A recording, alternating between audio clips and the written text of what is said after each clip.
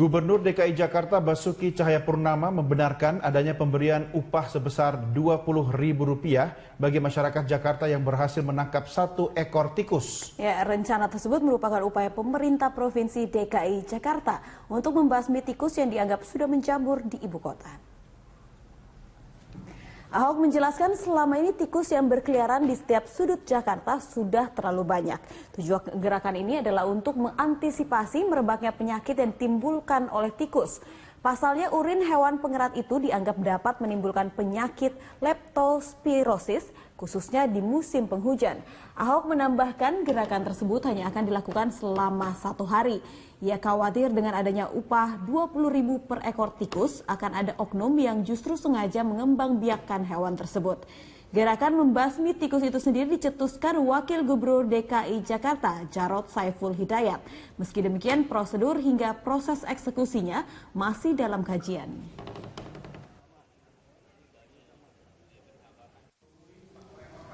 Itu kan baru rencana dari Wagub.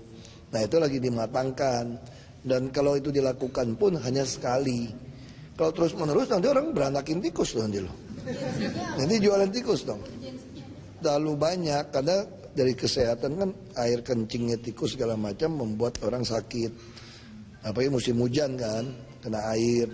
Ya mungkin sekali berantas, sekali turun. Bukan berarti sepanjang tiap hari sepanjang tahun nanti lu piara tikus. Gubernur DKI Jakarta Basuki Cahayapurnama mengatakan menjamurnya parkir liar di Jakarta merupakan salah satu bentuk praktik pungli. Untuk itu Ahok berjanji akan melakukan pemberantasan terhadap praktik parkir liar di Jakarta. Ahok menegaskan praktik parkir liar di Jakarta masuk dalam kategori kejahatan pungli. Untuk itu ia sudah melakukan koordinasi dengan Dinas Perhubungan DKI Jakarta yang akan melakukan penertiban dan pembersihan parkir-parkir liar di wilayah Jakarta. Hal ini menindaklanjuti instruksi Presiden Joko Widodo yang ingin melakukan pemberantasan terhadap beragam bentuk pungutan liar. Ahok juga sudah menginstruksikan ke seluruh jajarannya serta instansi terkait untuk mengambil tindakan cepat dalam menghapus pungli.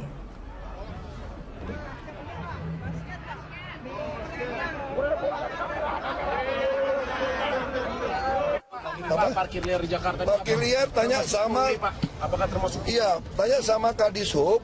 Pokoknya parkir liar kita akan terus derek. Ya. Pemirsa, sebelumnya Wakil Gubernur DKI Jakarta Jarod Saiful Hidayat mengeluarkan gerakan berantas tikus. Ya, pemerintah akan sangat mengapresiasi warga yang memerangi dan memberantas tikus. 1 ekor tikus akan dihargai Rp20.000 untuk selanjutnya dibinasakan. Itu kan sebetulnya isyarat bahwa DKI itu nggak main-main. Kita akan memberantas ya, baik tikus di kampung-kampung, di got-got, di saluran-saluran, maupun tikus yang berdasi, ya itu kita sikat habis, ya atau mafia itu kita sikat habis ini, dan itu dimulai sejak zaman Pak Jokowi 2012. Ini berikan biaya untuk nangkap itu, ya insentif itu Rp20.000. Warga siapapun begitu? Siapapun yang ditinggal di situ, ya, dan tidak boleh ngambil tikus dari daerah lain untuk masuk ke sini, ya. Itu makanya diawasi oleh RT, RW, terlibat DPSU, ya kita berantas betul, ya tikus-tikus beneran maupun tikus-tikus yang berdasi. Baik, kita beralih ke informasi lain. Sidang gugatan terhadap Undang-Undang Pilkada hari ini kembali digelar di Mahkamah Konstitusi. Ya, Gubernur DKI Jakarta Basuki Cahayapurnama menyatakan siap menjalankan apapun keputusan MK soal hasil gugatan aturan wajib petahana.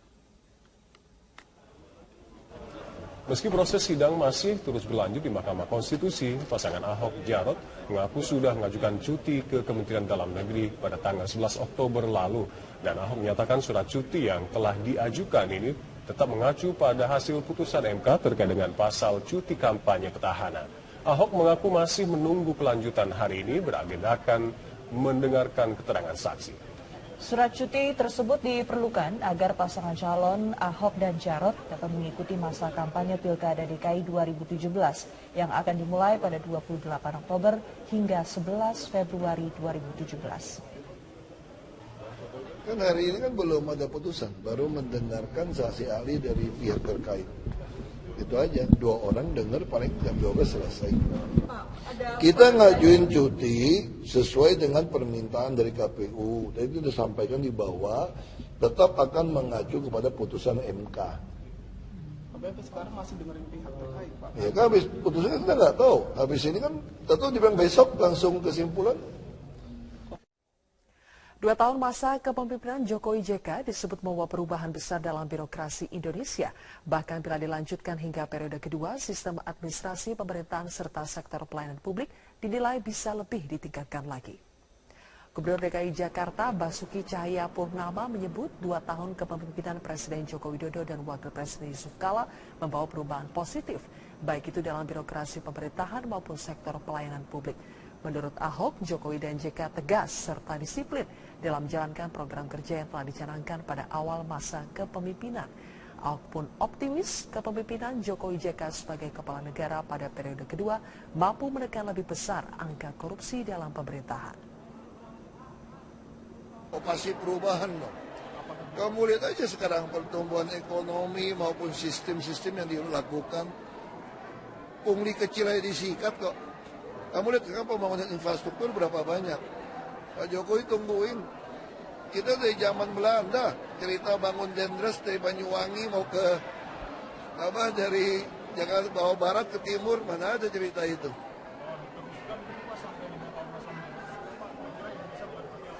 Saya sih yakin kalau diteruskan sampai 2 periode mah luar biasa Pak Jokowi. Untuk membahasnya lebih lanjut, sudah terhubung melalui sambungan Skype, ada Pak I Gede Putu Arta. Selamat siang, Pak Putu Arta. Selamat siang, Mbak Widya. Iya, sedang berada di Bali ya, maaf mengganggu siang harinya. Iya, Pak, ini menjadi trending di berbagai sosial media, meski para netizen menyatakan kekaguman ya, dalam tanda petik begitu, bahwa P3 mendeklarasikan dukungan katanya bentuk demokrasi 3.0 atau demokrasi kekinian. Setujukah dengan hal tersebut? Saya sepakat sekali, artinya masuknya P3 pada pasangan Ahok-Jarot itu kurang lebih akan punya 2 makna. Dalam konteks politik, dia akan memperkuat keyakinan kami bahwa tanggal 15 Februari mudah-mudahan Tuhan memberikan kemenangan kepada Ahok-Jarot oleh karena gerbong partai jadi makin besar. Dalam konteks kultural, suasana dinamika politik belakangan di Jakarta, masuknya kepada kubu kami kurang lebih akan mampu mendinginkan suasana politik yang agak naik, sekaligus mencairkan polarisasi politik yang terjadi pada demo yang terjadi kemarin. Dan ini sangat aktif dalam rangka tim demokrasi di Jakarta. Baik, meski demikian ya, seperti tadi saya sampaikan di awal begitu, ini P3 mengalami dualisme, ada kubu Romahur Muzi yang mendukung begitu pasangan Agus Silviana Murni. Ini yang menjadi menarik, Mas Putu, adalah adanya Haji Lunggana atau Lulung yang kita semua mengetahui ya, Haji Lulung ini memiliki sejarah dalam tanda kutip begitu dengan Ahok, dan Haji Lulung ini berada di kubu Jan Faris yang memang mendeklarasikan dukungannya untuk Ahok. Ini seperti apa ya, kalau saya boleh memakai kata-kata menjilat ludah sendiri, demikian Mas Putu? Saya mungkin lebih tertarik membahas eksistensi P3 yang Mbak Widya tadi katakan ya, antara kubu Jan Farid dan Bung Romi begitu. Memang dalam konteks legalitas posisi hari ini kubu Romi masih memegang Kementerian Hukum dan HAM. Namun demikian, pemahaman kami seluruh proses peradilan kasasi sudah selesai dan kubu Jan Farid dinyatakan menang. Sebetulnya tinggal satu langkah lagi yang dilakukan oleh kubu Jan Farid, yaitu Bapak Menteri Hukum dan HAM segera mengeluarkan surat untuk mengesahkan kubu Jan Farid tercatat di Kementerian Hukum dan HAM. Dengan demikian, secara de facto dan de jure, maka kubu Jan Farid berhak membawa dia dalam kancah politik pilkada di DKI Jakarta. Persoalannya kemudian adalah, dan ini menjadi ranah KPU DKI Jakarta, apakah ia nanti akan prioritaskan calon yang lain atas dukungan partai politik, maka kita menyerahkannya kepada DKI Jakarta untuk mengambil sikap terhadap persoalan ini. Baik, Mas Putu, ini tadi memang sudah dideklarasikan begitu oleh kubu Jan Faris, katanya P3 ingin menjadi jembatan penghubung antara umat Islam dengan pasangan Ahok Jarot. Meski beberapa netizen ini menganggap bahwa there's a hidden agenda begitu, ada agenda tersembunyi di balik dukungan ini. Menurut Mas Putu sendiri melihat pernyataan-pernyataan yang beredar di sosial media supaya tidak panas begitu untuk mendinginkan jelang battle di tahun 2017 ini seperti apa, Mas Putu? Saya kira justru kubu Jan Faris ini seperti salju di musim kemarau begitu ya. Justru ini sehat, justru ini kemudian bagus dalam rangka mencairkan suasana politik yang relatif belakangan ini tensinya meninggi di Jakarta. Sekaligus dia membawa satu vibrasi positif kepada bangsa Indonesia bahwa sebetulnya polarisasi politik atas nama kepentingan agama atau apapun itu tidak sehat dalam kita berdemokrasi. Maka masuknya P3 kepada kubu Ahok Jarot, kami itu akan mencairkan polarisasi itu untuk mengingatkan warga Jakarta kembali bahwa mari pilih pemimpin terbaik oleh karena adu bukti dan adu gagasan, bukan karena aspek primordial yang selama ini melekat pada pasangan calon dan pesan politiknya. Baik, betul, merupakan cermin demokrasi ya yang sesungguhnya dan juga tentunya tidak digoreng lagi lah isu-isu SARA itu, it's so yesterday. Terima kasih Mas Igus Gede Putu Arta sudah bergabung bersama kami di Netizen News. 2 tahun masa kepemimpinan Jokowi JK disebut membawa perubahan besar dalam birokrasi Indonesia. Bahkan bila dilanjutkan hingga periode kedua, sistem administrasi pemerintahan serta sektor pelayanan publik dinilai bisa lebih ditingkatkan lagi. Gubernur DKI Jakarta Basuki Cahayapurnama menyebut 2 tahun kepemimpinan Presiden Joko Widodo dan Wakil Presiden Yusuf Kala membawa perubahan positif, baik itu dalam birokrasi pemerintahan maupun sektor pelayanan publik. Menurut Ahok, Jokowi dan JK tegas serta disiplin dalam menjalankan program kerja yang telah dicanangkan pada awal masa kepemimpinan. Ahok pun optimis kepemimpinan Jokowi JK sebagai kepala negara pada periode kedua mampu menekan lebih besar angka korupsi dalam pemerintahan. Pasti perubahan dong. Kamu lihat aja sekarang pertumbuhan ekonomi maupun sistem-sistem yang dilakukan. Pungli kecil aja disikat kok.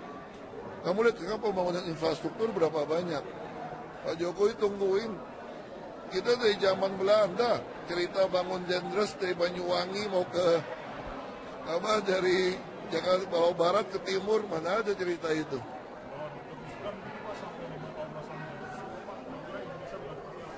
Saya sih yakin kalau diteruskan sampai 2 periode mah luar biasa Pak Jokowi. Bersama Presiden Joko Widodo meminta harga BBM di Papua dan Papua Barat sama dengan Pulau Jawa. Presiden juga meminta Kementerian Perhubungan dan Pertamina turut berperan mewujudkan harga BBM satu harga.